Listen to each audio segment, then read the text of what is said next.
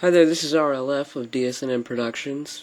I'm here posting my theory on the Kingdom Hearts 2's Final Mix Plus secret ending. D&D would be here with me, but our schedules are a little conflicting.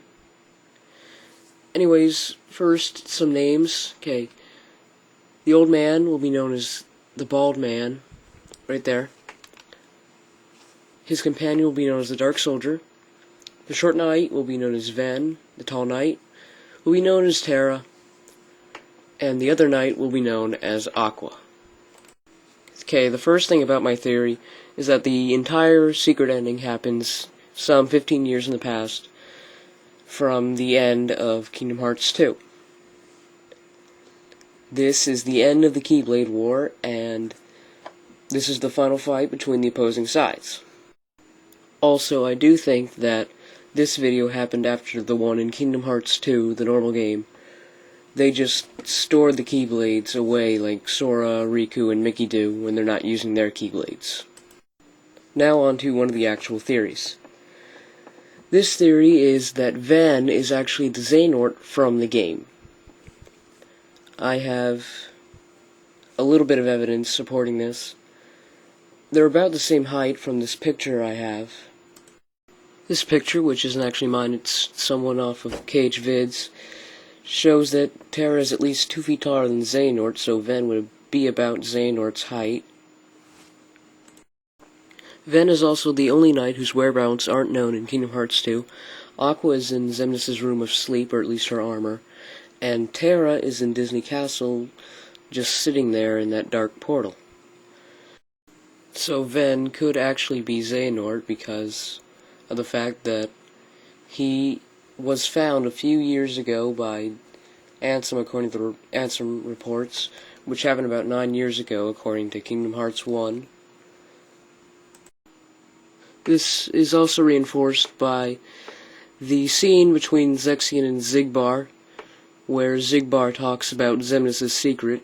He says that a few years ago, Xehanort was found by Master Ansem, so that could coincide with about when the secret ending happened. Okay, something you're probably wondering is, how could Ven be Xehanort if Ven has blue eyes and yellow hair, and which is also shorter than Xehanort's?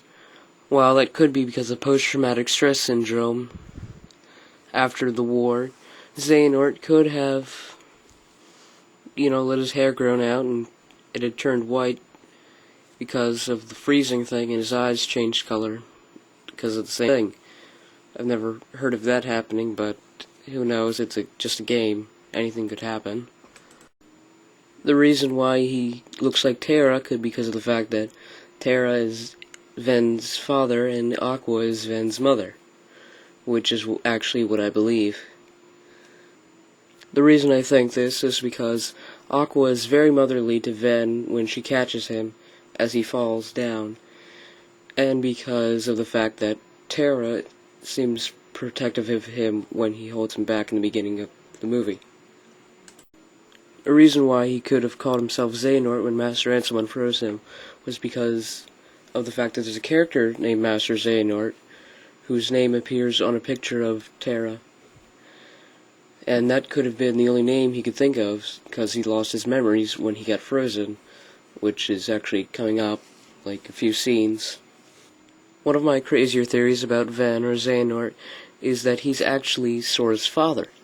I only have one evidence, really, to prove that he is, because of the fact that Ven looks exactly like Roxas, except he's taller, so that would make him look somewhat like Sora. The reason I think this is because of the fact that because of the war, he would probably have gone through Destiny Islands once or twice.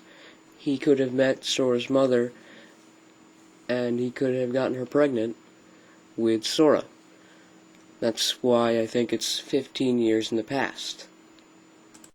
Regarding the Keyblades that the three knights pick up in the beginning of the original Secret movie, the Kingdom Key, which Terra picks up, which he never uses in this fight, what I think happened to it was, after he gives into the darkness during the end of this video, he asks Mickey to take him into Disney Castle so that he can't hurt anyone, and waits to find someone to pass the Kingdom Key onto.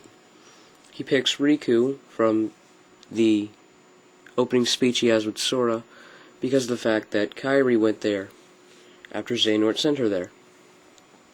The Keyblade then went to Sora after Riku's heart gave into the darkness.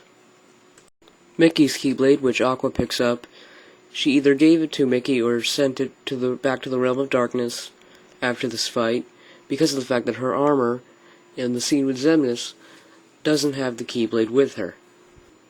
The Way to Dawn takes a bit longer to explain than the others. Ven kept the Way to Dawn while he was frozen, and in the secret answer reports, Ansem talks about how Xehanort was able to open the door to the Radiant Garden, but leaves it to another time. I think he opened the door with the Way to Dawn. Of course, in the story of Kingdom Hearts 2, we realize that Riku gets the Way to Dawn from the Soul Eater. So how did it turn to the Soul Eater? I think because Xehanort gave into the darkness and banished Master Ansem to the realm in between, the Way to Dawn lost the light and became the Soul Eater, which he then left behind, and then Maleficent found it and gave it to Riku. Riku has the Soul Eater until about the time he saves Kairi and Naminé from Saïx. It's probably about this time that he realizes that he has to protect them and finds the true light within, which he's been needing ever since he was taken over by the darkness in the beginning of Kingdom Hearts. It's then that the Soul Eater becomes the Way to Dawn once again, and it just becomes a normal Keyblade. Well, that's really all I have to say. I probably left some plot holes somewhere, so comment if you see any, and I'll respond to it and see if I have an answer. If you want to bash it, go ahead, I don't really care. Alright, thanks for watching.